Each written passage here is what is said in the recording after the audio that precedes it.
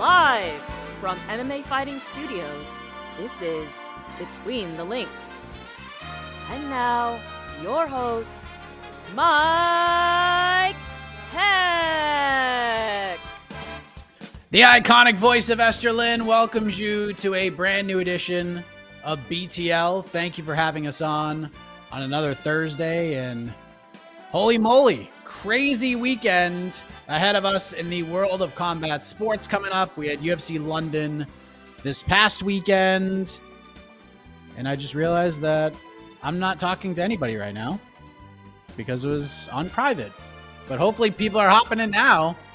What the hell is going on here? But we're doing great. I just looked, I'm like, why? What the hell is going on here? Why is nobody here? And then I realized the thing was set to private. What a dummy. But hopefully we're good to go now. We'll discuss a lot. UFC 291, some boxing, Bellator versus RIZIN. There's a whole bunch going on, but it's a two-man booth today. Everyone has a million things going on, so I couldn't get an opponent for this man, but luckily he is old, reliable, doesn't need opponents, can just go by the seat of his pants. He's here to join us to break all this stuff down. Mr. No Gray Area, co-host of No Bets Barred. Lots of bets this weekend, I believe. He's from MMAfighting.com. I believe it's a terrific website. Mr. Jed Meshew, how are you, buddy? You are absolutely correct. It is a terrific website, Mike. You should go there and check it out.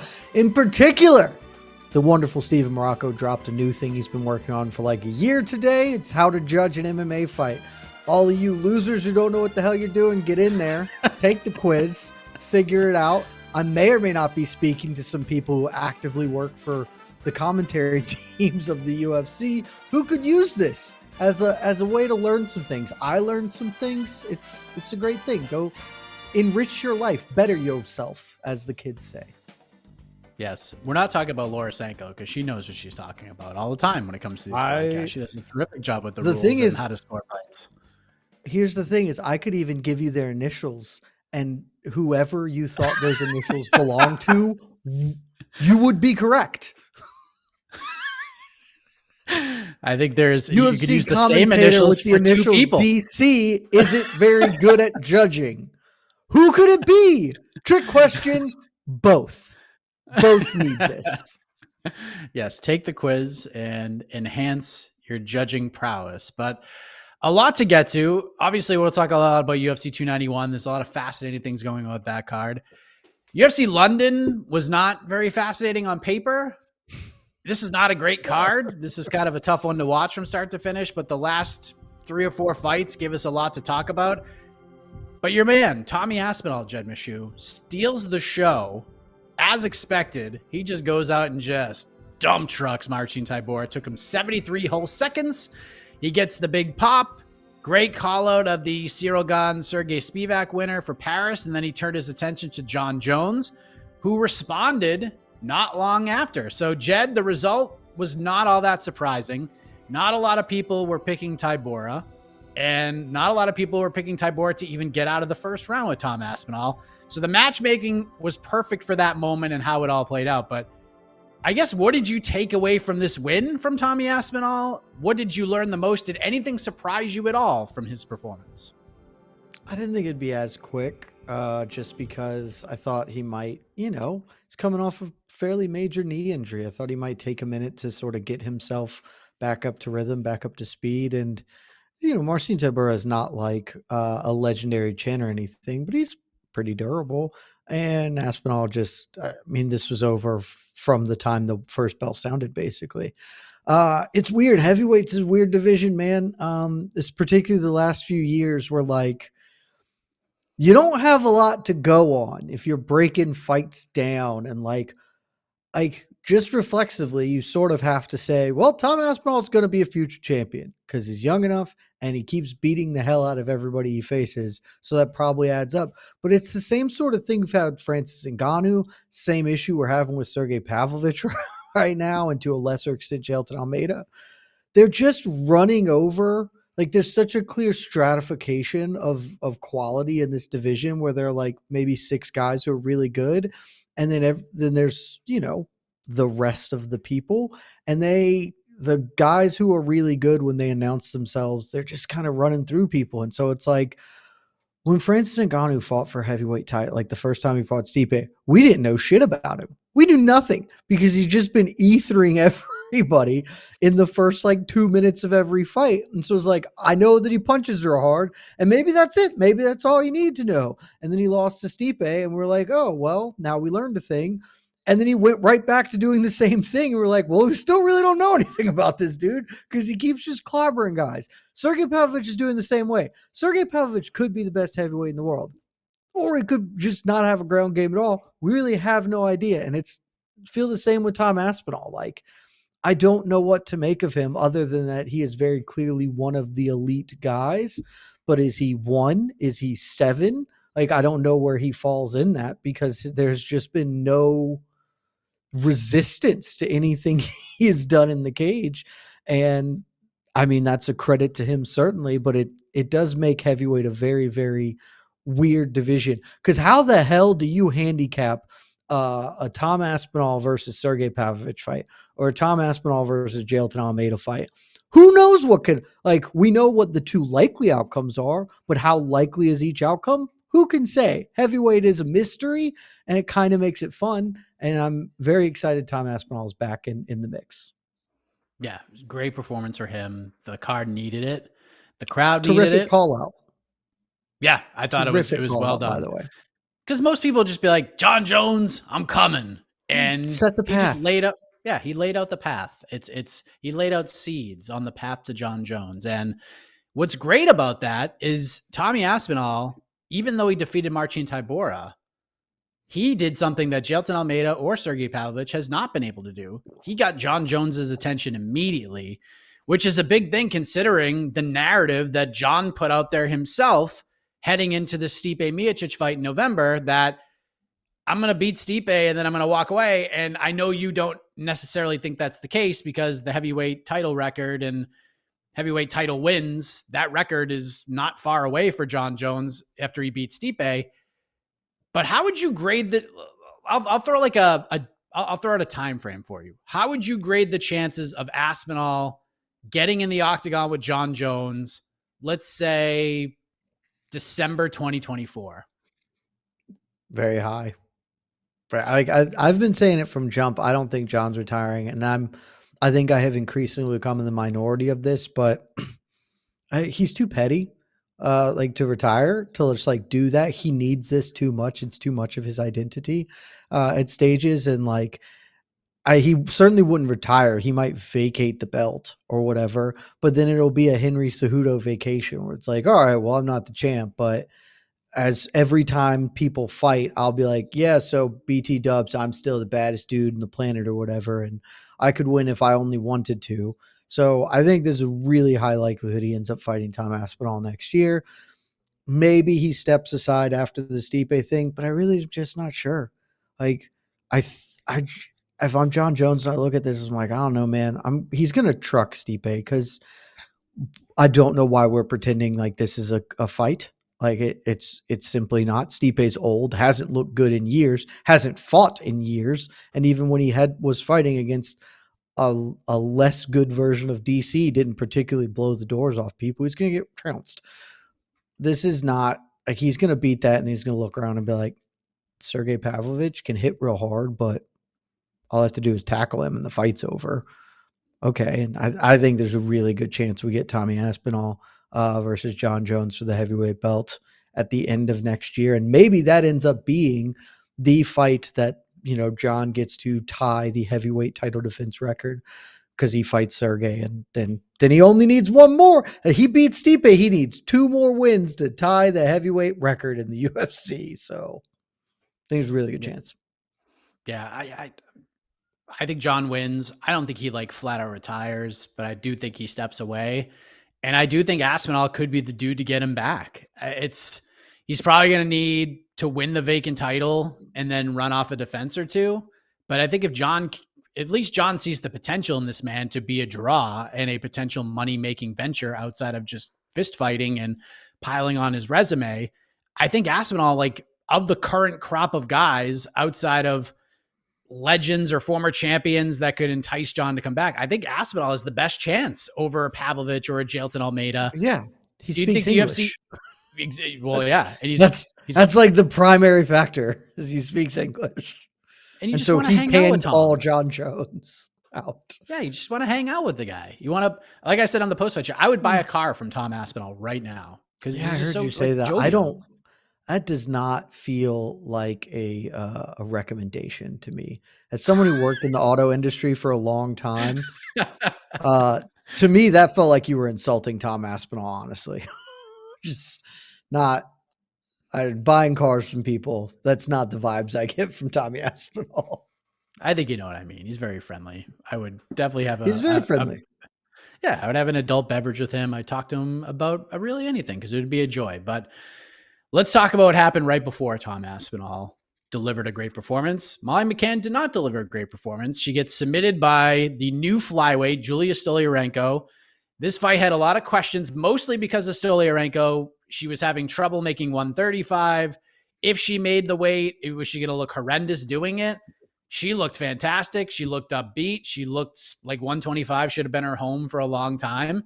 And she took Molly down and tapped her real quick. And then a few days later, Molly gave her statement on the loss. She was bummed, obviously. And then she announced that she is going to attempt a drop to the strawweight division. So your reaction to Stolyarenko's win, your reaction to Molly's reaction, and is this the right move, dropping down to 115 for Meatball Molly? It's definitely the right move. I said in the preview of this fight, I called it the stoppable force meets the movable object because Stolyarenko's not a good wrestler and McCann isn't either. But if McCann can just be good enough to keep on her feet, she's probably going to win. And then she super couldn't do it and immediately got greased. So the fight is not a shocking outcome in any respect. If you've been following Molly McCann's career, she is what she is. The cake's baked. We know it. Her popularity exceeds her ability. And that's a good thing in prize fighting. Like it's very, very rare to be able to pull that particular magic trick off. And she's done it. I think moving down, it'll help. I mean, she's not large for flyweight. She's not like especially small, but she could move down. I think she can make straw weight and be a larger person there, which will help her. Shore up some of those deficiencies. Her game has never really been like a speed-based game anyway, so it's not like she's losing a huge edge there. She's just, tough hang. She's in there. She's scrappy. She's going to fight. She's going to be there for 3 rounds if you don't take her down and submit her. And she can probably have some success at strawweight.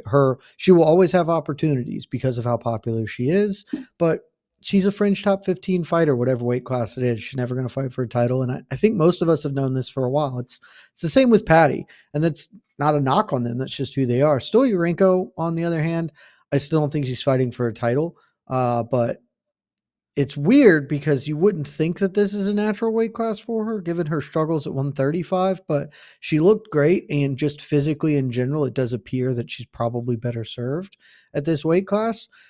Again, I doubt she's going to compete for a title, but that's a good win over a fringe top 15 competitor. And in the best women's weight class in the world, we now have somebody who's at least going to get an opportunity. You get Molly McCann, done up, you're going to get a chance to fight somebody with a number next to their name, make something happen. I didn't actually look at the UFC's rankings this week. Let me pull them up because it's possible that Stolyarenko got ranked off that.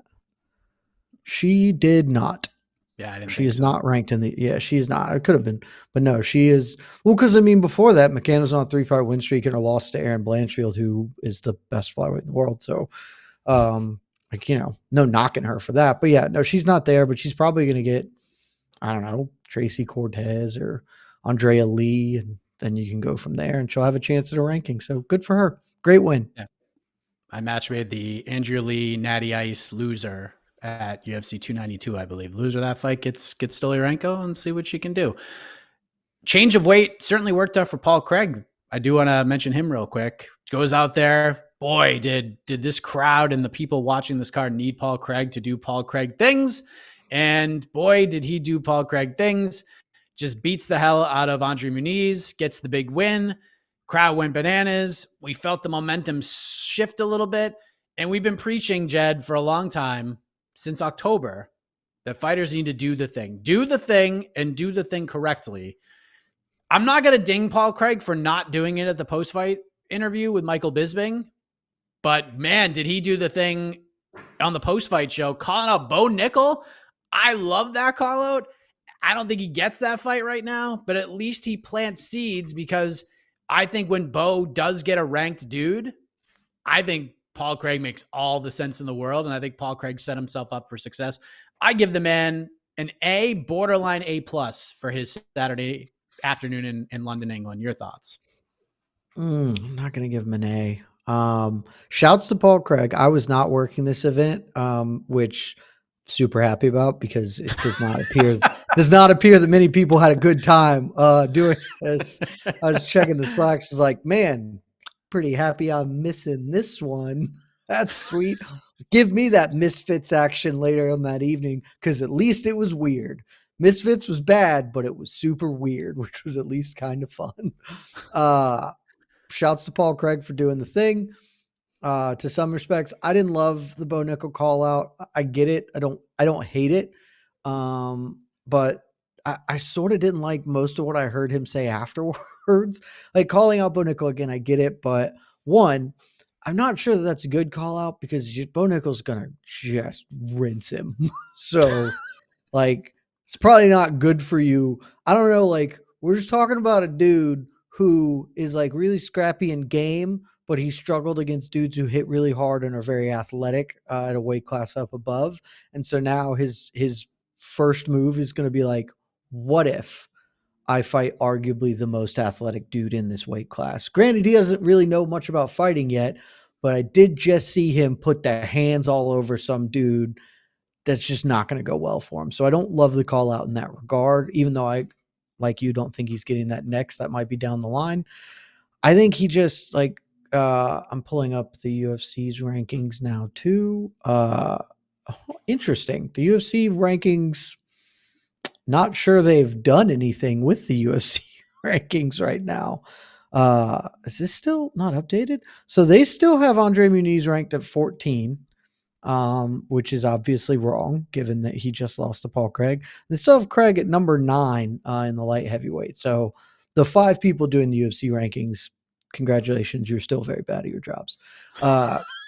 He just got a middleweight ranking. Like, when our cycle comes up, I suspect Paul Craig will be at that top 15-ish level in the middleweight rankings. Certainly be a Favre if he doesn't quite crack the numbers. I would have liked to see him be a little more proactive towards moving up that list. And instead he calls out Bo Nickel, which by definition is fighting backwards. Even if it's a bigger name, that's not getting him advancing up the numbers. And then he also was like, I mean, I'm not done with 205. And while I understand the impulse, again, he does have wins over Jamal Hill and Magomed Ankalaev, 2 of the 3 best light heavyweights in the world, depending on how you want to rank them and Yuri altogether. Come on, Paul. Like, we all know what's up here. Like, if you rematch those 2 dudes, it's probably not going to go the same. Like, we don't have to live in the fantasy world that you are going to compete for light heavyweight belt, even though the weight class is worse. Try and make an honest to God run here at middleweight. I think the division suits you. You looked pretty good in there. Why aren't you fighting Jack Hermanson? I don't know if Jack Hermanson's booked, but that should have just been it. Like, let me fight a staple of the middleweight division. That's the fight. That's the next fight for Paul Craig. Yeah, just here's a dude. I mean, I would frankly love Gerald Meerschaert, even though he's not ranked, just because Gerald Meerschaert has always felt like the Paul Craig of middleweight, and now that the 2 of them can go, then that fight just makes me happy. But Jack Hermanson just is like, he's a top 10 dude. Like, you should be trying to get that because they like you, and there's a reason to like you. And hell, it's middleweight, man. Like, you're concerned with getting the big name of Bo Nickel, which probably isn't happening. This is middleweight, where Sean Strickland, who the UFC has ranked number 6, is the front runner to get a title fight. Like, if you just call out Jack Hermanson and beat him, and then you're like, okay, give me Jared Cannonier or somebody, you might be 2 fights away from a title shot. So you should be pushing for that heavy. So I didn't love most of his post-fight stuff, but the performance was great, and I'm happy to see him look good at middleweight. Yeah. Hey, listen, if Gerald Meerschaert beats Andre Petrosky in a couple weeks at UFC 292, maybe he can call Bo Nickel, or not Bo Nickel, Paul Craig, and he can do the thing. I think Gerald Meerschaert makes more sense for Bo Nickel. Because Paul Craig's like a top 15 dude. So if you're doing the dance with Bo Nickel, you're just firing him up. And while I don't think that's too early, I still think you probably want to give him one more. I think Gerald Meerschaert is like the ideal next dude for Bo Nickel to face. I like Puna Soriano. Give him a hammer. It's the exact same thing, right? Like, it's because he didn't get a step up. He got a step back. Guy who's been around. Yeah, just give him a guy who's been around, a veteran dude, and then when he greases him, then it's like, all right, now we can give him a top 15 guy. Yeah, give him Puna, then give him the top 20 dude, and then give him Paul Craig right after that. Perfect, nailed it. Well, that's UFC London. Let's put that away, probably for a long time.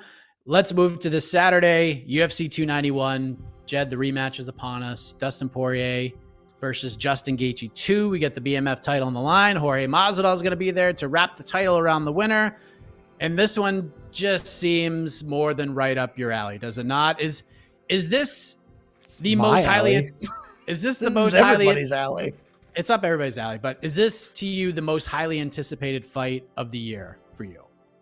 This isn't an alley. This is Route 66. This is I-85, baby. This is everybody is on board on this thing. Like, if there is a single person out there who's like not into it, make yourself known. Because that's the hottest take I've ever heard in my life. Like, there is no conceivable reason not to be pumped about this. I said on No Bets Barred this week, I'd have to really dive into it, but at worst, this is like the third best fight I could put together in mixed martial arts right now. Like, I can think of maybe two fights I would be more interested in watching at this moment in time than these two dudes fist fight each other again. It's insane. This week has been awesome. I love my job in general. Love MMAfighting.com. It's a great website. Weeks like this are the best when I am just paid to do things like rewatch all of Dustin Poirier and Justin Gaethje fights for primer articles and stuff. Like, I was just sick. Rewatched this fight again this morning as I was finishing up a thing that's going to come out later today or tomorrow. That fight's amazing. It's 2018 fight of the year for a reason. And we're probably about to get something incredibly similar this time around. The only possible argument anyone can have against this fight is, well, we've already seen it and I don't want to see it again. And because I at least understand that argument, problem is we saw it 5 years ago. They're not the same fighters they were. So it is a different fight. This isn't we're running it back immediately, which still would have been fine. Again, it was the fight of the freaking year. No, this is 5 years. They've both picked up very significant wins, had a couple of setbacks, shown a whole diversity of new skill sets in between. Very different fighters, a very different, every bit about this is different. And so this is incredible. I know some people are, whatever about the BMF belt, and that's fine. I don't understand the conversation around the BMF belt and why we're treating that as a negative. If it's not your bag of tea, don't think about it. You simply don't have to. Like, there has been like actual pushback on this from people, and I just don't get why. Like, oh, we don't need it. Okay. Don't even think about it then. You simply don't have to. You can just enjoy the belt affects nothing for this fight. And that's your criticism, is it means nothing. Then just don't. Who gives a shit then? If it means nothing, why does it mean anything to you? Just be like, cool, I'm just going to enjoy this fight for the fight of it. And then they'll do a belt exchange at the end and I can turn off the TV. It's entirely fine. Like, this is one of those things that is mind-boggling to me why anyone would care in a negative fashion about it. Probably shouldn't be like, oh, hell yeah, this is the BMF belt. But if that's it, I want to yuck your yum. If you're into that, live your dreams, baby. But if you're not, just be like, cool. Well, I still get one of the best fights in mixed martial arts. Good. There's no negative to this matchup. And I can't understand why anyone's even like prescribing any amount of it too. It's like, no, this fight kicks all of the ass. This fight is probably going to deliver, barring, knock on wood, some sort of major injury or something like that. We're going to have something dope as hell happen for 5 to 25 minutes and it's going to rule. And it's like, I'm just assuming this is the fight of the year. We've had really good fights this year. I am already just penciling this in as the best fight of 2023. Interesting. Okay. I wanted to bring that up because, by the way, I was one of those people that was just like, the BMF title thing is dumb.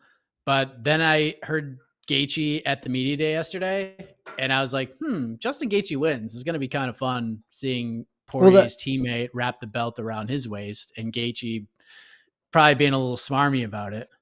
That's certainly fun. Also, yeah, like, sure, the BMF belt is dumb, but how many times in the history of this program have you heard me yell at them not having fun? It's at least something different and interesting, and maybe Poirier defends it, maybe not. But if it's dumb to you, it literally has no bearing on the fight. So you just don't even have to think about it. It has no bearing. It in fact changes 0 parts of this fight. So you can just enjoy the fight, which we all agree kicks ass. Yeah. So you mentioned you're already locking it in as the number one fight. Penciling it in. Not locking it in, penciling it in. It's pencil, but still, pen. But you're writing it down. You're at least writing it down. Could you erase it? Sure. But you seem very confident because we had our primer roundtable column. I haven't written one of those in a couple of years, but dusted off the old fingertips and typed things up. And the headline is the first question we had: is this fight a lock for fight of the year? And to me, lock just seems like such a strong word. When we had Volkanovski Makhachev, we had Moreno Pantoja just beating 6 shades of caca out of each other. You're penciling this in. It just feels like the expectations for this fight are somewhat unfair considering how the first fight went. Like, how do you think this one looks compared to the first fight over 5 years ago that did win fight of the year? Do you think it's going to be a similar chaotic battle, or do you think, like, I think it's going to be really, really, really good in just different ways than the first one? So I think it's going to be pretty similar. Here's the thing. We penciled the same thing in 5 years ago. When these two dudes were set to face each other 5 years ago, we were like, that's probably going to be fight of the year. We did the same thing when Justin Gaethje was fighting Eddie Alvarez. We were like, that's probably going to be fight of the year. And both of those times it delivered, because that's sort of what it is. Maybe the one time that sort of thing hasn't worked in a Justin Gaethje scenario was, I feel like a lot of people were penciling in the Tony Ferguson one, and that didn't win fight of the year, but it was in the short list. Like it was in the top 5 of the year. It was fight of the night. It was an incredible performance. Michael Chandler, that's going to be one of the fights of the year. Oh, actually it was, again, the fight of the year. Justin Gaethje, you can have expectations. He and Robbie Lawler are the two dudes. They are 1A and 1B and the most exciting fighters of all time. The conversation is those two dudes, and then whoever else you want to put on that Mount Rushmore, that's up for debate. There are a lot of other people. When Justin Gaethje is fist fighting somebody, particularly he's fist fighting somebody of the cut that Dustin Poirier is, we can have the expectations and believe they will be fulfilled. I think this fight is going to look a little different, but ultimately the same, because at the end of the day, I think these two dudes are who they are. I think Justin Gaethje has improved and made more structural changes to his game since their first bout. But push comes to shove, maybe he will look a little more cautious early on. You know, he's been a lot more defensively responsible since losing back-to-back fights to Alvarez and Poirier. So maybe he will have a little bit more of that, show a little bit more craft in there early. But when the bullets start flying, these two dudes are going to be who they're going to be. And so, you know, we have 5 rounds. Maybe the first round is not quite as immediately Gaethje is in his face, and we're off to the races from the first 10 seconds until the fight finishes. Maybe it takes a few more minutes, but push comes to shove, they're going to be in there doing exactly what they do. And what they do is go to war. Like, that is who these guys are at their core. And so this fight's going to rule, man. Like, I would bet a pinky that this fight is going to be incredible. It may not be fight of the year because we never know what will come. And yes, Volkanovski Makhachev is such a high level exchange, but if this fight is anything close to their first one, coin flip whether that's better than Volk Islam. Like, Volk Islam was, I'm almost close to guaranteeing that this fight will be more fun than Volk Islam was. Volk Islam was a terrific fight and a fun one, but it ain't going to be the same kind of carnage that we're going to see this weekend. So my argument, and it was mostly just to be different, but I actually truly believe this, that there will be, look, it's still going to be really, really good. There are going to be elements of chaos. Like you said, these guys are who they are, and you can only pretend not to be that for so long. But my case for it being more of a tactical masterpiece mixed in with the chaos, like more tactics than chaos, as opposed to the first fight where chaos reigned supreme, is that one, these two guys they're rounding third on their careers. Now, could they fight for 3 more years and still have really fun fights and people will love to see it and pay a bunch of money to watch them? Sure, of course. There's certain names. It's 155. There's plenty of people coming up. But with the rounding third thing, it's what is at stake for the winner of this fight. And I'm not talking about the BMF title. I'm talking about the winner of Islam Makhachev versus Charles Oliveira, because whoever wins this fight is going to fight the winner of that fight. And unless the only way I can see this changing is one example, and I'll give it in a second. I know that example. Yeah, this very likely will be the last chance either guy fights for a world title. The only way that this could change is if Justin Gaethje wins on Saturday and beats Islam Makhachev for the title. Then we could do the third fight to settle the score for the belt, and that would be absolutely gigantic. But do you know what I'm saying? Like the fight's still gonna be really, really good. And like I'm penciling it in to be on my top 5 for sure. But I just think it's gonna be a different fight. Still very fun, but like I got a bunch of crap for saying Michel Pereira and Nico Price was not gonna be a 15-car wreck on the middle of the highway. And it wasn't. It was really fun. It's because they got to Pereira. They got to him. They look how they massacred my boy Mike. He was the most fun, and then he gassed himself out backstage against some random lightweight who and then they took him out. It was never going to be fun. They're never going to massacre my boy Justin Gaethje like that. I refuse to believe it. Yeah, no, but you know what I'm saying though. Like, but I know what what's you're at saying. stake, last chance for the belt. Like, maybe there's I don't know if cautious is the right word, because I don't know if word is really in their dictionaries for 25 minutes. I don't think it will be, but maybe more wiseness. Maybe they'll be. Yeah. That's the thing. I think that's going to make the fight better, because I get it. Yeah. Well, like I think that I agree to some extent. Like I think there will be more tactics in play, because Justin Gaethje was a strategic fighter. He was not a tactical fighter for most of his career. Big picture versus small. Like largely he went into every fight as, I'm going to create a bunch of car crashes and I will survive them and you will not. And that worked for a very long time. And honestly, damn near worked against Dustin Poirier. I think people have misremember that fight. The commentary team was certainly off in that fight as well, acting as if Poirier was getting completely mollywopped. But heading into the 4th round, Gaethje was about to win the fight. Like he had all the momentum. Poirier could barely stand on his lead leg. And then one really enormous left hand from Poirier hurt Gaethje, and the fight was over. And that's just sort of how the fight went. But all of the strategy that Gaethje employed was working. His tactics were flawed. And I think he has become a much better tactical fighter, as we saw against Rafael Fiziev.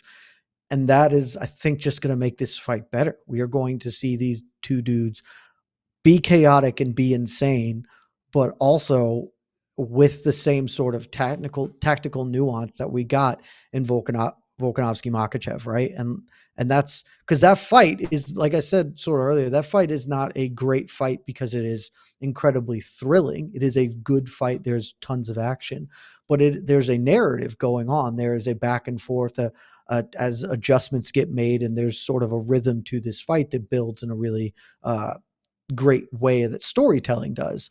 I think we have a much higher opportunity for that to happen in this. Plus, it's still Justin Gaethje and Dustin Poirier who are going to let it fly when we really get down to brass tacks. So that's why I'm penciling this in as the fight of the year. I think this fight has a really good opportunity to be better than the first. And if it's as good as the first, I still think it would be the best fight of this year. And if it's better than the first, we're talking a top 10 fight of all time. Yeah, I'm not poo-pooing the fight at all. It's tremendous. It's going to be wonderful. The watch party is going to be fantastic watching it go down. Let me ask you this, Jed. I have not listened to No Bets Barred yet. Plan on listening to the first chunk of it later on today, some of it tomorrow. My guess is if you are betting straight on this fight, that you're betting Justin Gaethje because these guys are very evenly matched.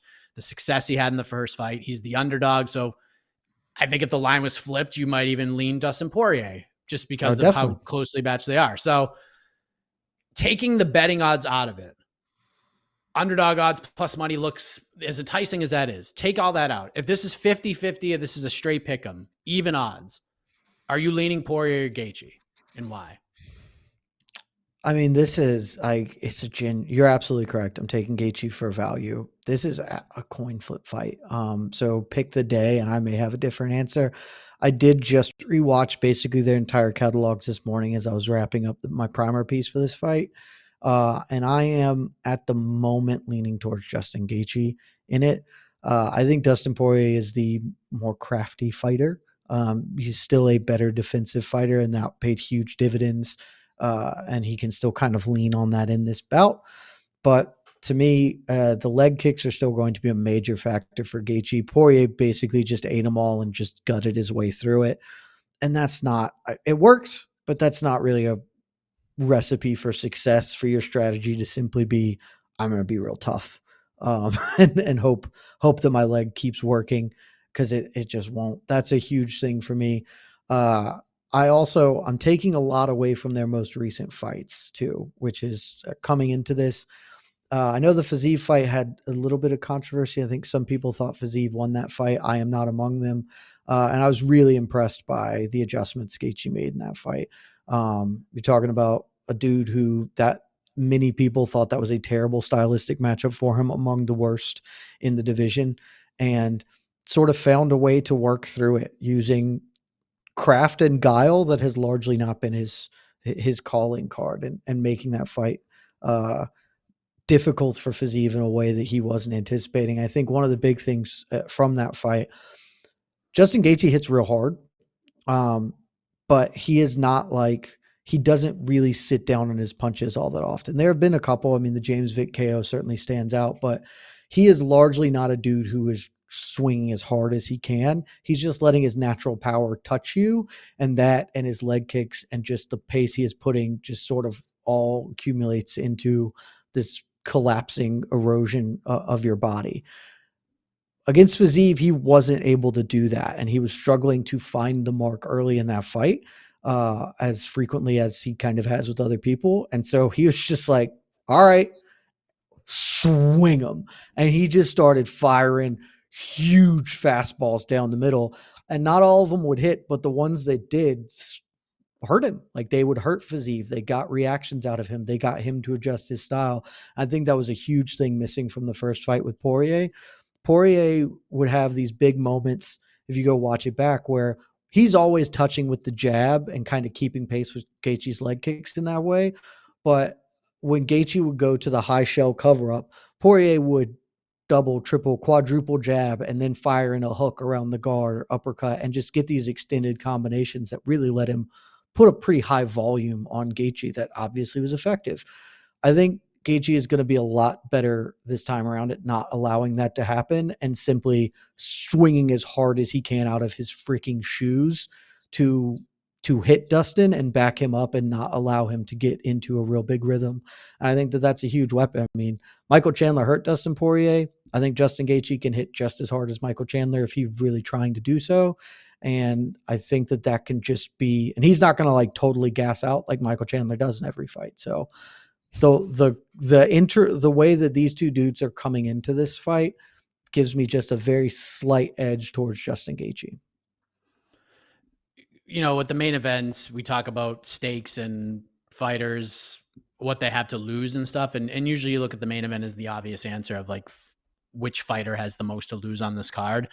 But if you look up and down the top 7 fights, outside of maybe the featured prelim between Bonfim and Giles, but if you look at the 5 main card fights and the Derek Lewis fight, you can make a case for at least one dude in every single fight who has the most to lose on this entire card. But do you view it as Poirier and Gaethje has the most to lose on this card? Like, they got a title shot to gain, the BMF title, everything. They're going to get a ton of momentum from a win here. But do they have the most to lose here? Or is it a guy like Tony Ferguson, who's lost 5 in a row, a guy like Derek Lewis, has not looked great, Stephen Thompson's title aspirations not gone yet, but they're hanging by a thread. We get Jan Blachowicz, Alex Pereira, Michael Chiesa coming back after a long layoff. Can Kevin Holland be a contender? Like, you can make a case for a lot of guys in a lot of these top 7 fights, but do you feel like Poirier and Gaethje have the most to lose on Saturday? It's a really good question, and I'm not sure. They're the easiest answer, yes, because the opportunity cost, because they are losing a title fight. Functionally, the winner of this will fight for the belt next. They are losing a belt by definition. Even if you don't like the belt is a thing that they will be getting, that will go down in the UFC history books as the second BMF champion. And the loser of this probably does never compete for another belt. Not 1,000% certain, but pretty likely is done. At the same token, I think these are the 2 dudes who are the most locked in for their legacies of all the people on this card. Maybe you could argue Jan Blachowicz can't really do too much to alter his legacy at this point either. Justin Gaethje is going to retire as one of the most exciting fighters who's ever lived. Dustin Poirier is also one of the most exciting fighters who have ever lived. They're both champions. They've both done a lot. So I'm open to that argument. I think the easiest and simplest argument is the loser of this loses the most on this card, though. All right. Well, anything else that's on your mind about this fight, Jed? About this fight? No. Yeah. I mean, it's just going to be awesome. I have 1,000 questions about what tactics each dude are going to bring in.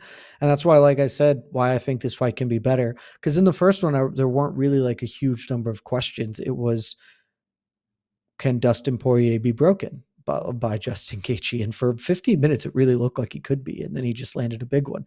This one, I have an infinite number of questions. What each dude is going to do, what adjustments are going to be made, how they are approaching this fight in general. Is the elevation going to play a factor? Like, just 1,000 questions. Again, there are maybe 2 fights that you could put together inside of mixed martial arts that I'd be more interested in than this one.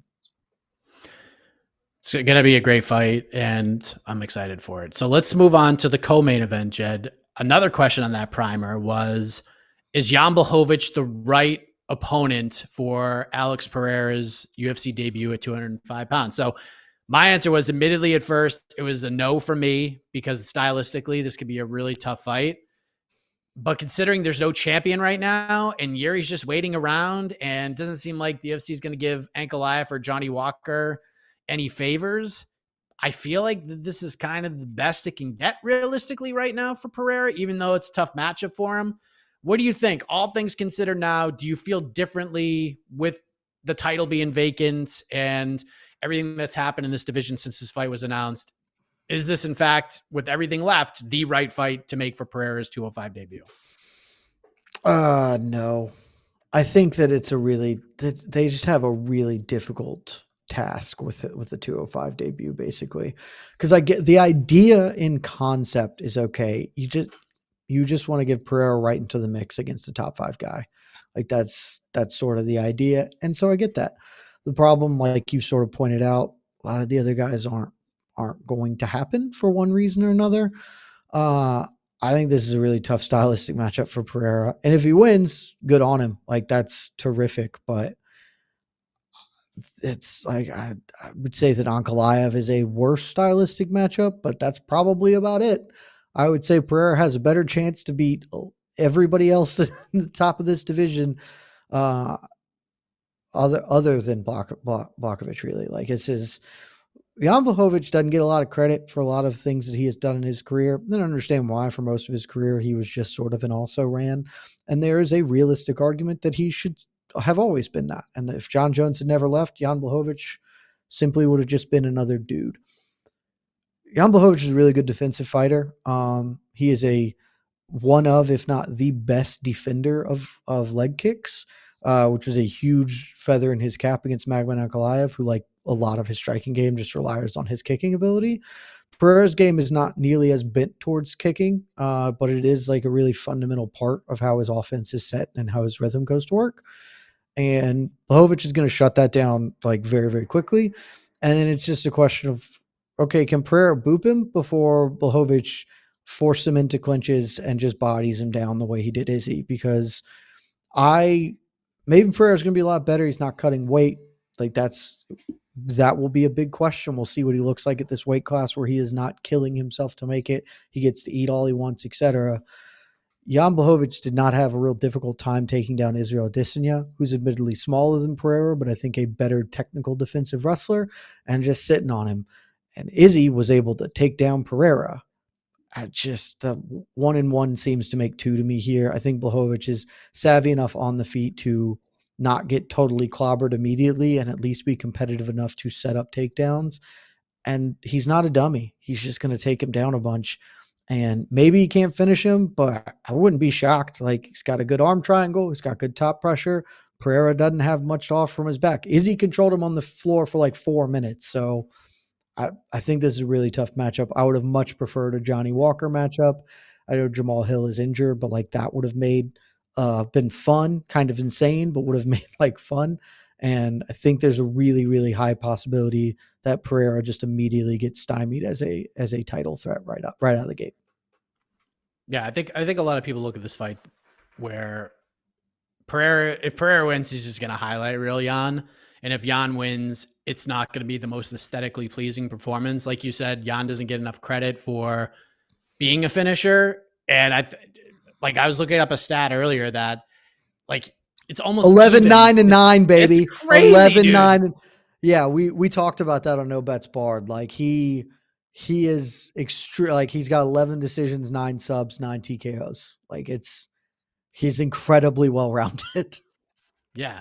But considering what's at stake and how that fight for Blachowicz with Ankalaev didn't really age very well with the big boss, and I think more of the blame, at least to Dana White, went towards Magomed Ankalaev. But is there a chance, considering Jan's age, where he's at in this division, that maybe Jan just doesn't go in there thinking, you know what, my best path to victory is just putting this man on his back and just holding him there for 15 minutes and winning a 30-27. But do you think there's a chance that Jan actually fights with a little more risk than you would expect him to? Like, if he goes out and just does what most people feel like he will do, tackle him, lay on him, land short shots, maybe improve position, do you feel like Dana White will go to the presser and say, yeah, man, he's definitely fighting Yuri, no doubt about it? Because I'm not so sure. So do you think Jan, there's a part of him that's like, I got to be a little more exciting than that in order to make it a no-brainer for him to get the next title shot? Oh, I hope not. I don't think so. It could happen. His career renaissance really occurred because of legendary Polish power and some good branding on his part. So maybe he just views this in that lens. And if so, that is about the worst possible choice he could make. If he just tries to kickbox with Alex Pereira for 15 minutes, he is going to get got like that. If you tell me right now he's not going to shoot a takedown, I will bet a substantial amount of money on Alex Pereira. I have to believe that he is smart enough to this. And the thing is, he doesn't have to lay him pray Pereira. Like, I get that that's the concern, but if he just immediately tackles him, again, Izzy controlled Pereira on the ground for like 4 minutes. Jan Blachowicz is a much better top position player than that. He has a good arm triangle choke. He can just get the takedowns and then just beat up Pereira on the ground and then try and submit him. And if he wins a 30-27, he's definitely not getting the opportunity to fight for a title. Okay, I won't say definitely, actually, just because he's pretty well liked. The UFC seems to really enjoy him. He's a great dude. Why not? You could just run Yuri, Jan, or however, and they, as you previously pointed out, not really into doing favors for Magomed. But if he goes out here and finishes him, then I think he's got the inside lane. Like if he can go in there, get takedowns, ground and pound Pereira out, or find a submission, then he's definitely going to get it. So I think he's just not going to be dumb. Kickboxing with Pereira would be objectively stupid. Most interesting storyline at UFC 291 outside of the top 2 fights? Ooh, okay. That is a good one. It's not Stephen Thompson, Michelle Pereira, because look what they did to my boy. They ruined him. He's about to tackle Wonder Boy, which is smart, but it's going to be boring as hell. If we were going to get karate versus capoeira, that would be fun. And Pereira would probably get dusted, but instead he's just going to tackle Wonder Boy. I will never be interested in a Tony Ferguson fight because he is washed. Michael Chiesa, Kevin Holland is probably the answer. I mean, can Kevin Holland wrestle? Still don't know. Haven't seen a lot of that thing happening lately or in his entire career. Chiesa's coming off almost 2-year layoff. He talked to Ariel earlier this week on the MMA Hour and was very, I'm totally fine. I already did a full camp for April, and then my fight with Li Jingliang got pushed back. So I actually feel like this is ideal for me. I've had 2 camps now. I'm ready to go. That's probably the fight I have sort of the most questions about other than the main event, and probably has the biggest stakes because Holland gets a win, top 15 ranked welterweight. Chiesa might be like top 10 in the UFC's rankings. I'm not sure. Can try and make moves up the ladder there, even though I think he will struggle. And Chiesa gets a win coming back, snaps off a 2-fight skid. Now he's back to being a going concern. I think that's probably the one I'm going to say I have the most interest in for the rest of the card. Over under 1.5 retirements on Saturday.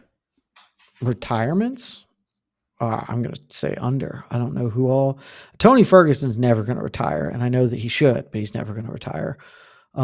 Stephen Thompson probably won't retire in the cage. Even if he loses? Gets tackled by Pereira. No, because he doesn't want to go.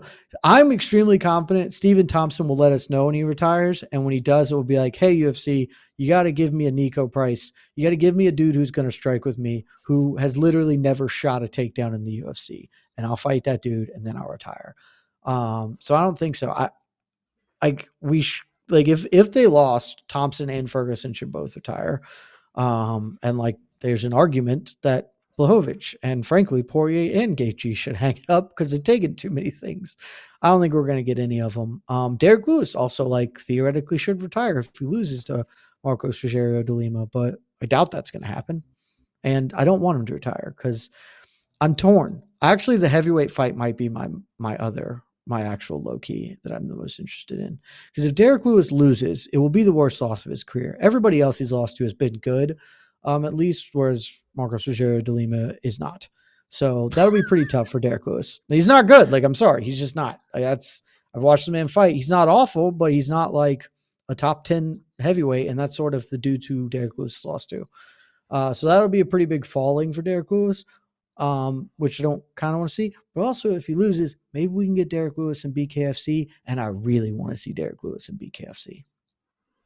See, the more you think about it, there's a lot of names potentially, but we'll see what happens. Go ahead. Derek Lewis has a chance to retire. I don't think he's going to, but there's an opportunity. What about Chiesa? He's not old. He's not going to retire.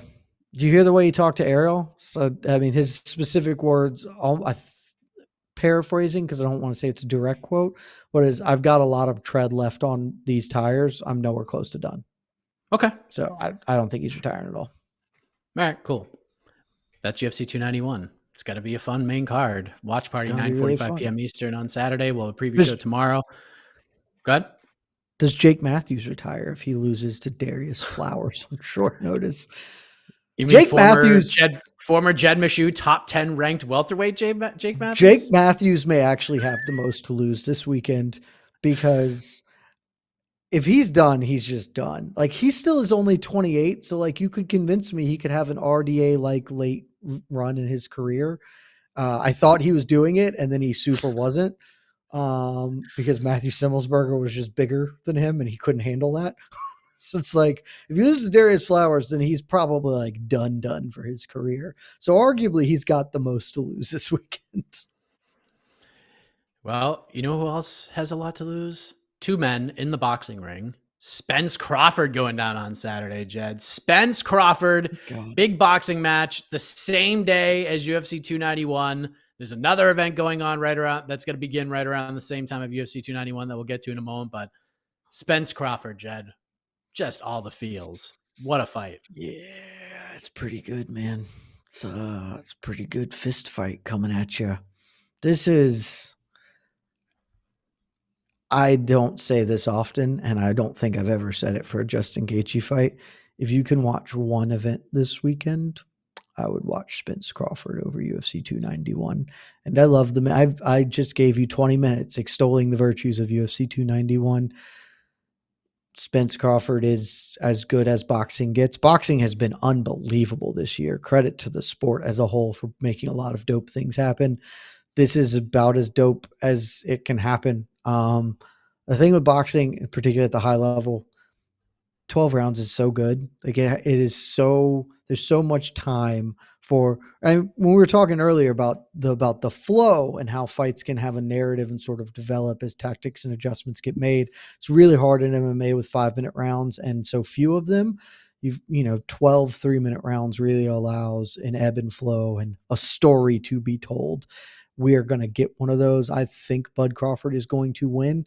I think he's one of I would have said he's the top pound for pound boxer in the world. But I don't know if you happen to be on the internet on Wednesday, but Anyway. in a way, yeah, in a way, pretty good. So he might actually be the top pound for pound boxer in the world. But I think for several years, Bud Crawford has been sort of that guy that I would say he is capable of doing the most things, I think, of any boxer, like elite level boxer going. He can fight in any fashion, in any direction. His mutability is just insane. And Spence is sort of a perfect foil to what will go on there. Uh, you're getting two dudes with a combined record of like 105-0 or something insanely stupid like that. It's Boxing does not get better than this. So if you can only watch one, I would say tune in to watch that and then tune into MMAfighting.com for UFC 291. But I mean, we have an embarrassment of riches this weekend, Mike. Yes, we certainly do. Not to mention, by the way, we'll take a few questions at the end. So if you got questions about stuff we haven't talked about or even follow-ups to things we did talk about, throw them in the chat. We'll pull them up and we'll discuss for like 10 or 15 minutes. But Bellator versus RIZIN 2 going down late Saturday night into early Sunday morning. Boy, the timing is tough, but I was thinking to myself, okay, still a good card. We get AJ McKee fighting in the lightweight Grand Prix. Not anymore. No, you don't. Go to MMA Fighting, see why. Just nasty infection for AJ McKee. Totally understandable. And you knew it had to be nasty if AJ McKee is pulling out of a fight at Saitama Super Arena. We know much that building means to him, but he's still going to be an alternate. And then Satoshi is now in there. It's going to be a catchweight fight with Tricky Pitbull. Just, I don't know, man. Like, obviously, I was excited that they were going back to the well. I didn't put two and two together. There's going to be the same date as both Spence Crawford and UFC 291. I know it's going to be a little bit later. So if you chug a bunch of primes, you could probably watch everything. But you're gonna be fine. Not a UFC 291 and Spence Crawford is going to be much more problematic from a timing standpoint. Yeah. There's like it's a probability, I would say, that the main events will be going on concurrently there.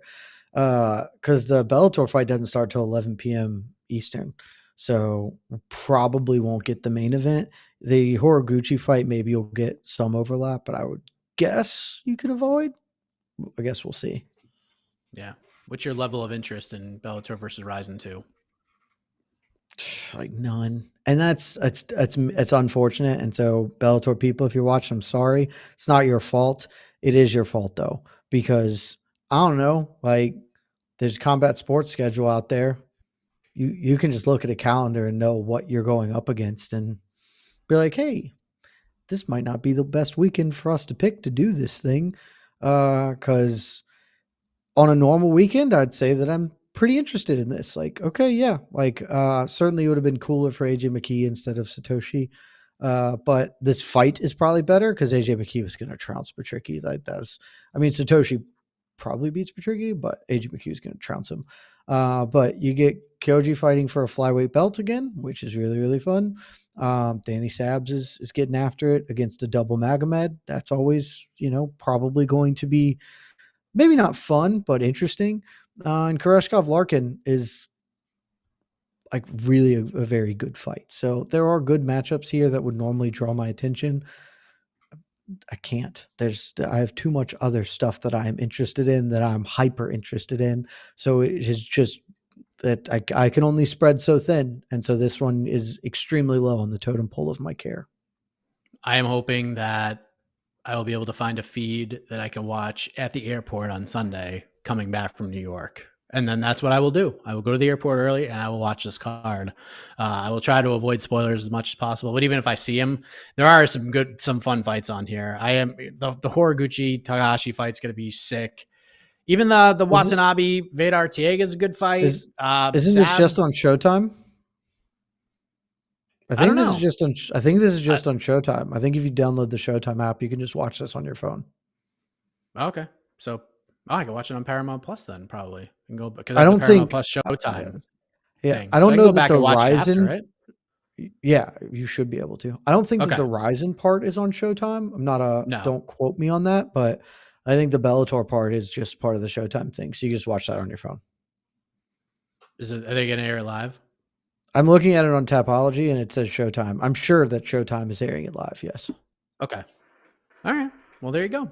I will watch. I will not watch live, but I will watch on Sunday because I am intrigued. I think it is going to be a fun watch either way. So there you go. There's Saturday in a nutshell. Let's bring in Casey. We'll take 10, 15 minutes, take a couple questions if there are any. Hi. And then we'll get the hell out of here. What's up, Case? Casey just showing off the pipes. I mean, it's just not even fair. You're hurting people's feelings without sleeves, Casey. I am super excited about the Bellator RIZIN card. I love the fact that it's just one extremely long night of fights for me. Starting at the first fight for 291, then watching both screens, and then as soon as that press conference is done for 291, focus all on RIZIN card. And yeah, I think so all these Showtime fights, the Bellator fights are at the beginning of the card, and then it becomes just a RIZIN card. And the RIZIN card's fun too. Yeah. The RIZIN card is fun. There's a 0% chance I'll be watching that because that'll be like 6 a.m. my time or something. You East Coasters. Yeah, that's a bad news. But I think plus there will be an intermission because there's always an intermission. So 2 intermissions. There's already 2 intermissions. I will probably go to bed and then wake up at like 9 and it will still be finishing up. Yeah. I like the card. It's just I'm just not gonna be able to watch it live. There's no way.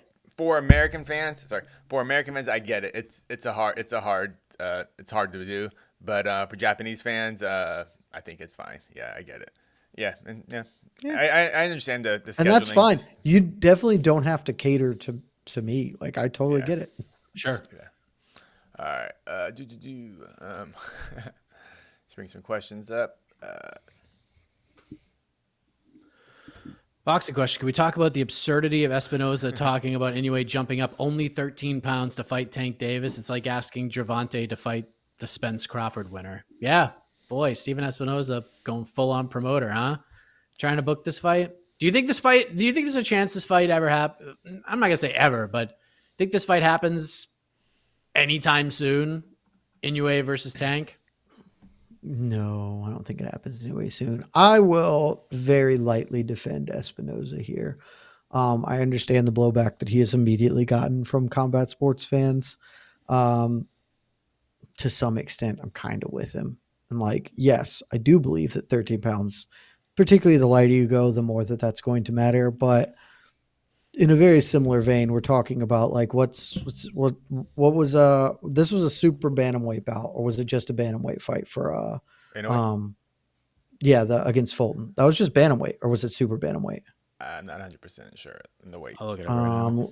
I'm looking it up. Yeah, it's super bantamweight. So that's 122. So, realistically we were saying DJ going up to 135, which we talk about. And like, it's not insignificant, but I somewhat agree with him as like, doesn't feel like that's an amount of weight that should preclude this fight from happening. Yes, it probably does give Tank a major advantage, and you should factor that in should they fight. But it's not like 30 pounds. 30 pounds to me is like okay, that's probably a ridiculous thing. But if I just go into a gym and I'm going to put in some work with some dude, and I'm be like, you're 12 pounds heavier than me. Don't think I can roll with you today or whatever. Like I do feel like we overrate weight a lot in combat sports personally. I feel like in boxing, they're much more particular on like, well, I can't fight this weight class. It's 2 pounds heavier than a normal fight. You know, you hear that a lot in boxing. They absolutely are, and that's why you have bantamweight and super bantamweight, and the weight classes bounce on 8 pounds or whatever. And y'all know me, for years I have been on the I don't need that. Like I do understand the argument. I just sort of don't care to have 50 weight classes because we really need to delineate between 8-pound groupings. Like if you're within 10 and 15 pounds of each other, that can help. We're talking very small margins at the very top of any sport are going to play factors, but I don't think it's like wildly deterministic in a way that should make everybody be like, that's insane. He weighs 10 pounds more. Yeah. And if you went into any gym, they would probably be sparring partners because they are roughly near each other in size. You know, something that weighs a lot that could tune down this discussion a little bit? A bag of money. Like a big, huge bag of money. Also that. My thing, I always come down to if Inoue and Tank had beef on outside a bar, Inoue would not be like, whoa, buddy, you are simply too large for me to fist fight you right now. And that's sort of where I always come down. It's like, yeah, I get it. And you guys are really talking about like the meritocracy of sport. Okay. At the same time, this is a fight. So like, if they would fight in a bar, if they had beef, I'm not sure we should care that much about 13 pounds. That would be a sick fight in a bar. Javante. Just be dope. Anyway, they just dude, watching boxers get into fist fights in the wild is hilarious. Yeah. Because people do not see it coming. Hands are so fast. Yeah, so fast. Could be like Rocky Tommy Gunn in Rocky 5, just right in the street, everyone just circling around him. Be fun. Yeah, but no, I do think we probably won't get it because of the weight, but I get why people went at Espinoza, but I kind of agree with him. Yeah. Best walkout song between Derek Lewis, Tony Ferguson, and Dustin Poirier. My answer is Dustin Poirier. Easy. My answer is Top Derek drop. Lewis. Easy. Top drop, Fat Pat, not close. Fat Pat, yeah. I'm a classic guy, so I get it. I love James Brown and I love what Poirier is doing, but there was that whole like period of his thing was like paid in full or whatever. The fat Pat and just the everything about where Derek Lewis is from, who he is. Starts, yeah.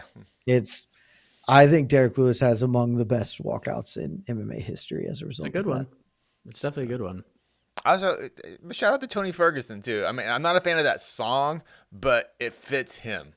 It does. Yeah. Yeah. I think that's Tony Ferguson, runaway loser of these three, though. As far as walkouts go, he will come up last in any grouping of these three. What does Gaethje walk out to? He doesn't really have a signature song, does he? Like, he's not. I can't think of what Gaethje walks out to. Nothing that jumps out at me.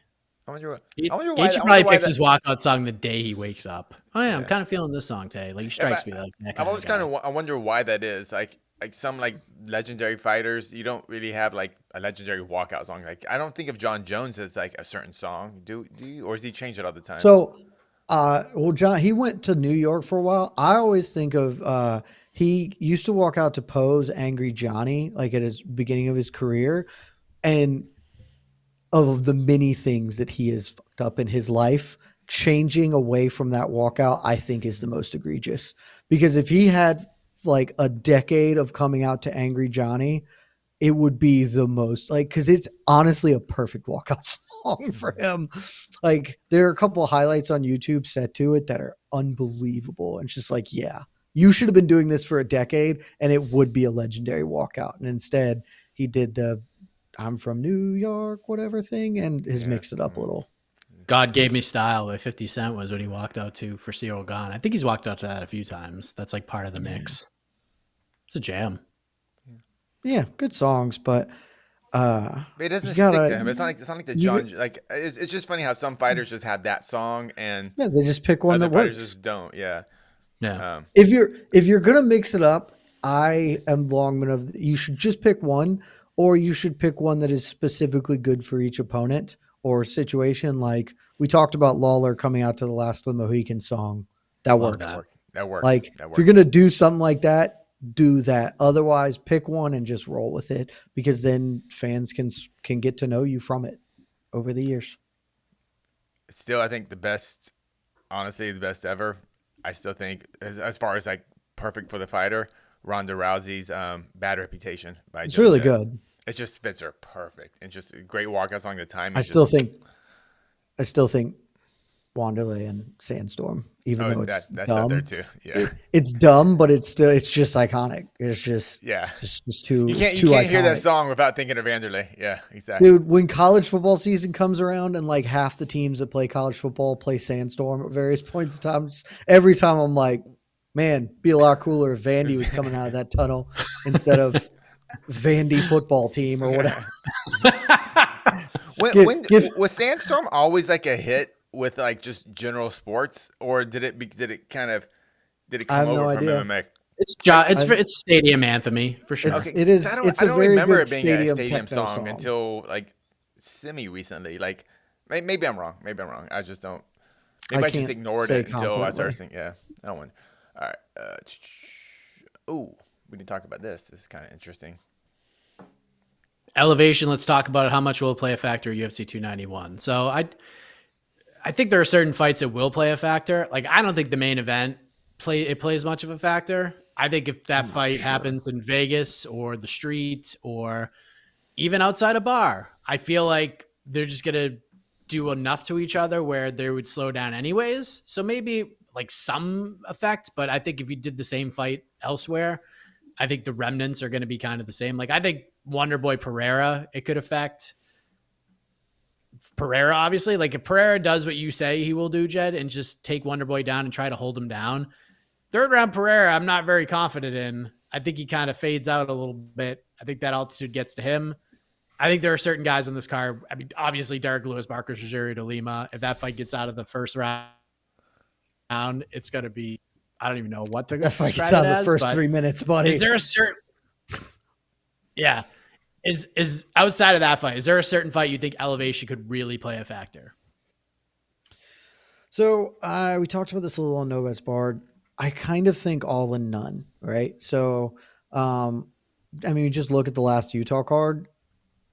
A lot of decisions. I think there were 7 decisions of 12 fights, and then the main event went to the 5th round. And hearing Leon Edwards talk about it afterwards is like, yeah, I couldn't do anything, and my body didn't work because of the elevation.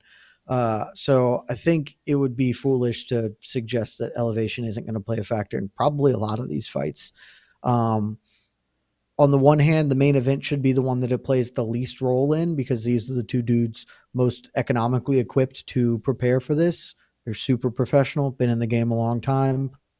At the same time, Leon Edwards is super professional, and he almost died at elevation. Apparently, he just physically couldn't make his body work, as he's told it afterwards. So the main event gives me pause in part because apparently, from what I can tell, it seems like Poirier did not get there until this week, whereas Gaethje's been in Utah for some time, and during the rest of the time, he lives at Colorado at elevation. So there's absolutely a world where that is a major advantage for Gaethje. I will, gut instinct say Poirier is too much of a professional, but I would not bet my house on that one. I think the Pereira one you noted, super relevant just because we have seen his gas tank be a struggle. The other thing, though, that gas tank has largely been a struggle when he's doing weird capoeira jump spinning attacks. If he's just going to tackle Wonder Boy, it might not matter. So we'll see. The heavyweight fight, if it goes past 3 minutes, that fight's going 15.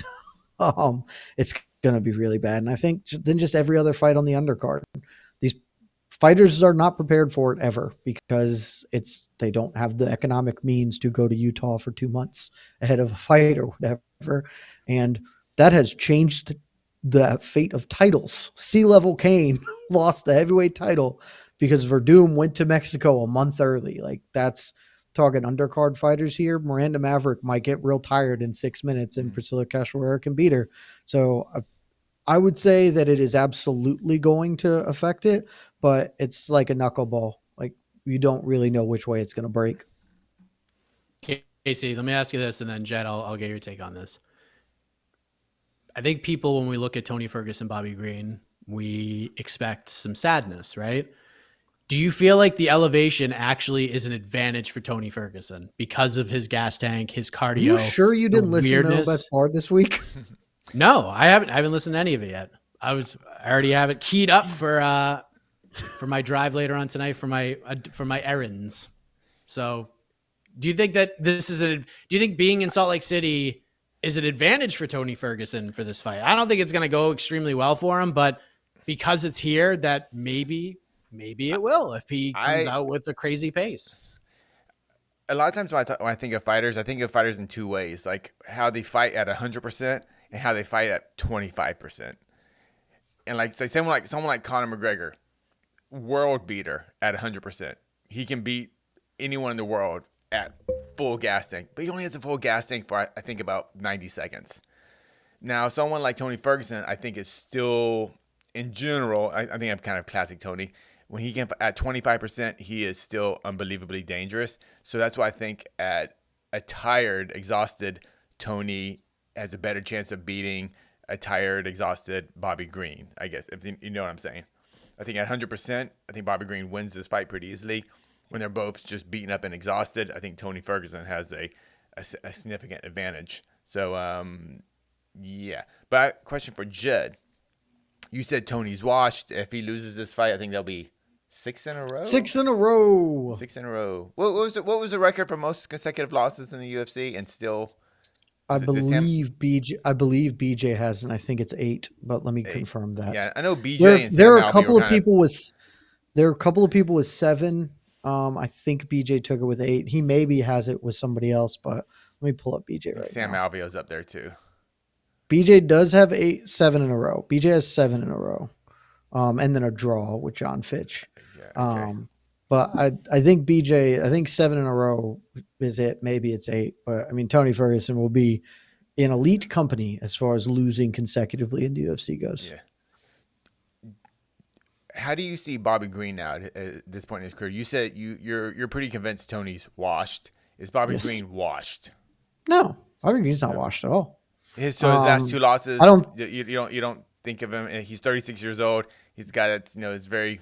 I don't think he's at his best. Yeah, I'm not here to say Bobby Green's prime anymore, but he was beating the hell out of Drew Dober until Drew Dober just landed a really big shot, and that can happen. And then it's hard to take a loss. Islam Makhachev beat him. Okay, well, that's okay. I thought he was beating Jared Gordon before the Clash of Heads thing happened. Very quick, so you can't take like too much from that. Yeah. I would say Bobby Green is not. He's not at his peak, certainly, but I don't think he's washed. And it's hard to know when exactly Tony got washed, because part of it is he has lost to a string of exceedingly great competition. But it's not just who you lose to, it's how you lose to him.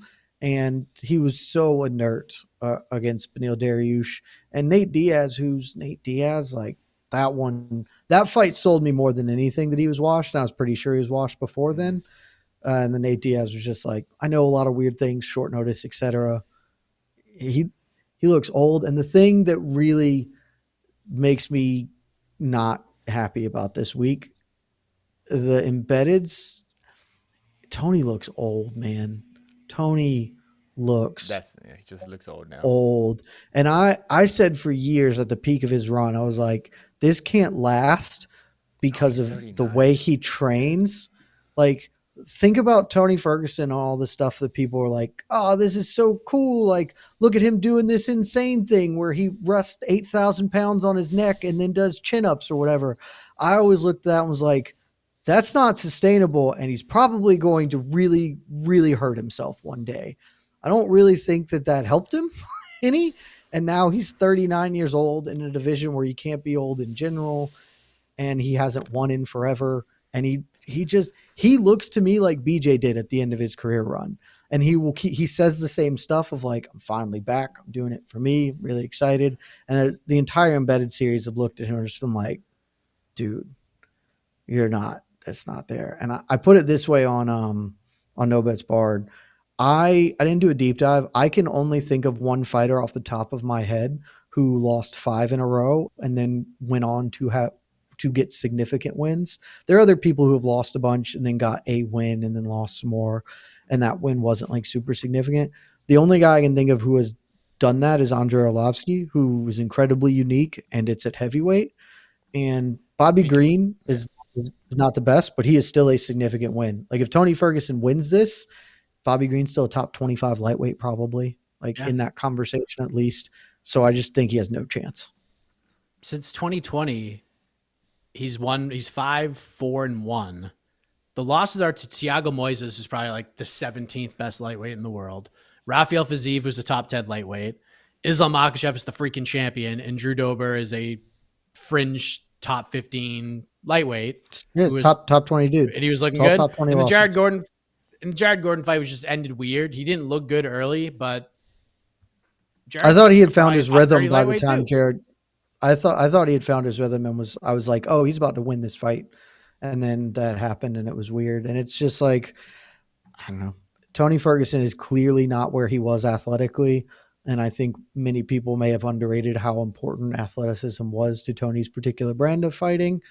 And I think he's about to get his ears boxed by Bobby Green. Though I will say the elevation is potentially a game changer. Bobby Green's always been very good. Like it's not like he get gassed out, but that is as Casey pointed out, super big strength of Ferguson. So if he can survive the first round, maybe Bobby Green tapers off a little bit and Tony can get things going for old time's sake. Did you rewatch the Chandler Ferguson fight? Have you rewatched it? Yeah. What did you like? Tony was winning the first round. He dropped Chandler, like hard dropped Chandler. Yeah. Looked really good. That fight still confuses me so much. Is like how much, like if Tony had won that, say he actually finished Chandler, like it's just amazing how much the kind of trajectory of both guys' careers change, and they're the same fighter. Oh yeah. It's amazing. Dude, that's why I love this. That's one of the reasons I love this sport is because the margins are so small. Yeah. And it's all insane. And you hear it's a trope in athletics in general, but like when you get old, it's not that you can't do it anymore. It's that you can't do it all the time anymore. You are as good as you were once, but not always as good as you once were. And like Tony Ferguson can still do Tony Ferguson things occasionally, but over 15 minutes against people who are not diminished, you're rolling the dice. Every exchange is a dice roll, like every single one of them. And eventually if you're falling off, then you start to lose the dice rolls and you lose enough of them and you lose. And against a guy like Michael Chandler, you could be winning all those dice rolls, but you lose one and he punts you in the face and you're done. Bobby Green is helpful in this regard, and that Bobby Green is probably not going to one-hitter quitter him, but I think he's just going to lose a lot of dice rolls and lose a decision.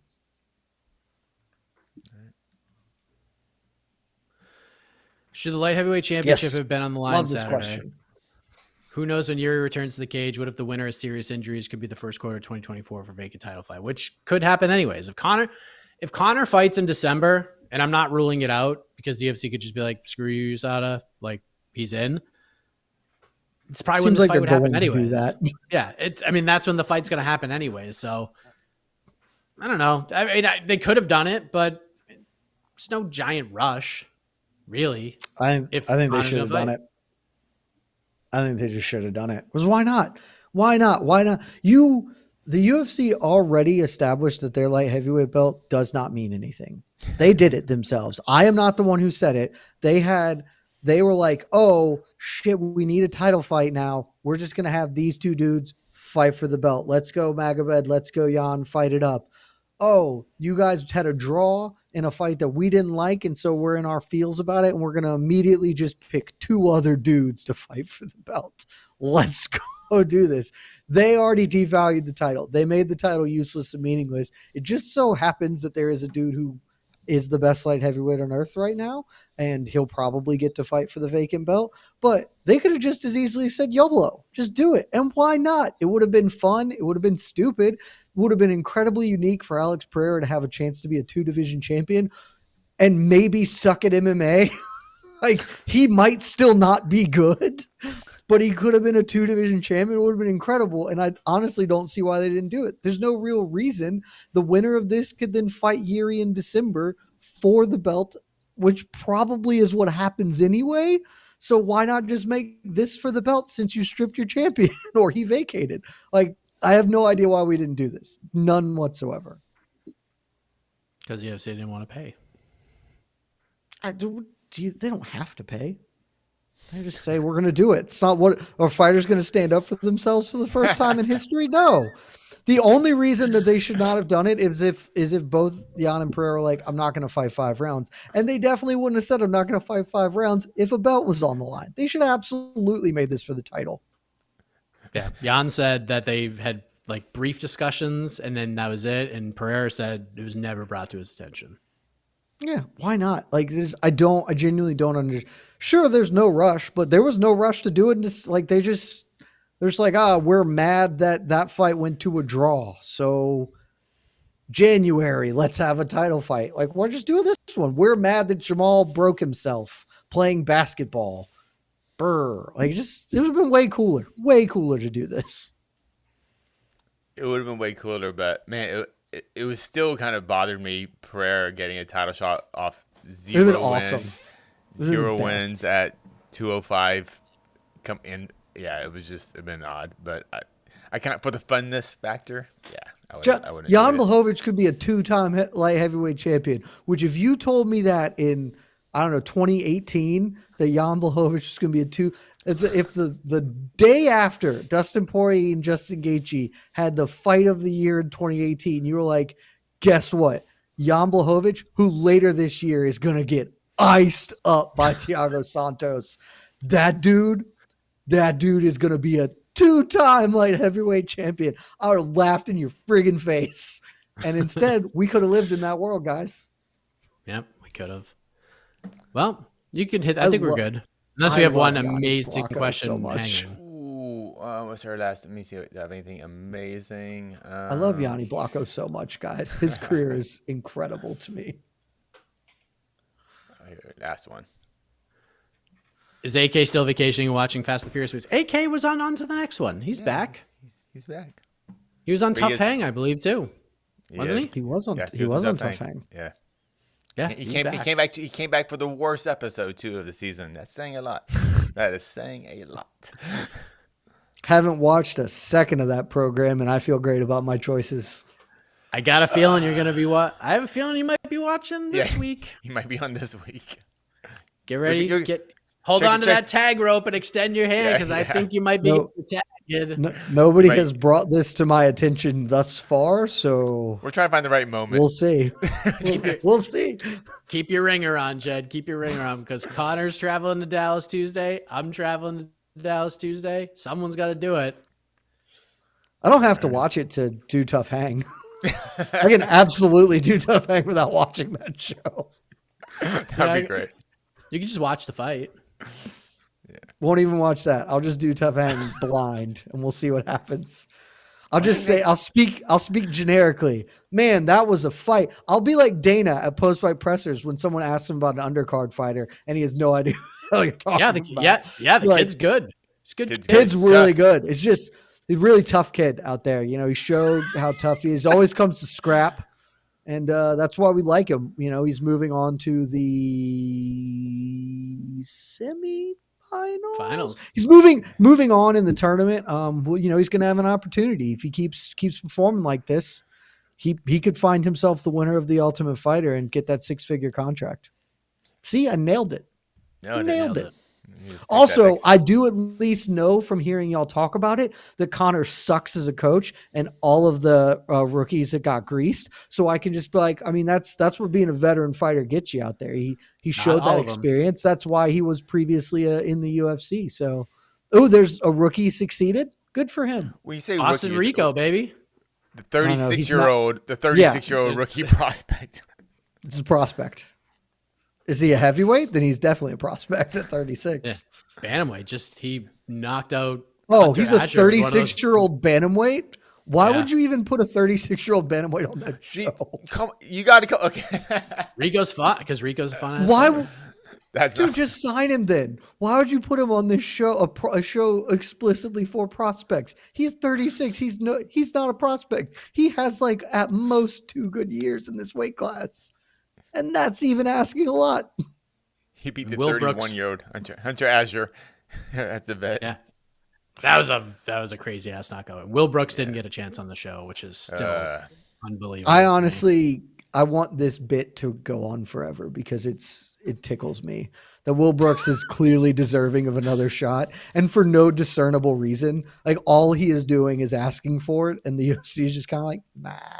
He's like, I will pay For no you. reason.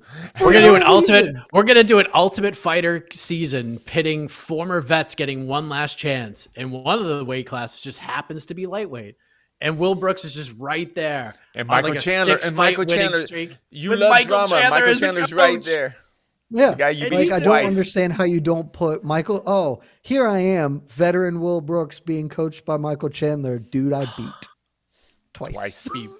Be unbelievable. It's one of the best running bits that the UFC has going right now. And so as unfortunate as it is for Will Brooks, I'm kind of into it. Fair. All right, hit the music. Let's get on out of here. Appreciate you back. I don't know what BTL is going to look like next week. We're going to try to do something we've never, ever done before. So stay tuned for that. We'll let you know. But in the meantime, enjoy all the chaos this weekend. Preview show tomorrow. More 291 chatter throughout the week on MMAfighting.com. For Casey on the ones and twos, for Jed Meshew, I am Mike Heck. Back next week, the iconic voice of Estrogen takes you home. We'll see you next time on Between the Lakes. Good night, everybody. Love y'all. Between the Links, an MMA fighting production on the Vox Media Network.